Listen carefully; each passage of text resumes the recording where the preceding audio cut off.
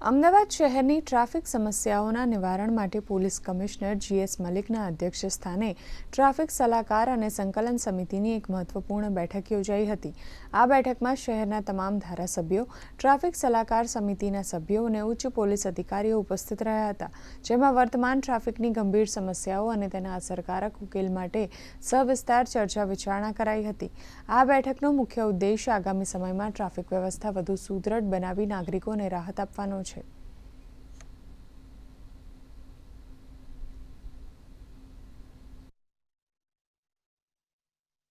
વેજલપુર અને સરખેજને નવા પોલીસ સ્ટેશનો મળે એ દિશામાં ચોક્કસ પ્રગતિ થાય એ સંદર્ભે વાત થઈ અને જ્યાં ટ્રાફિક માટે રસ્તા ઉપર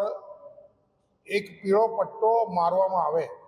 જેના કારણે દુકાનમાં સામાન્ય ખરીદી કરવા આવતા જે લોકો છે એ સ્કૂટર લઈને આવતા હોય, પોતાની ગાડી લઈને આવતા હોય, તો પીળા પટ્ટાની અંદર ટોઈંગ ના થાય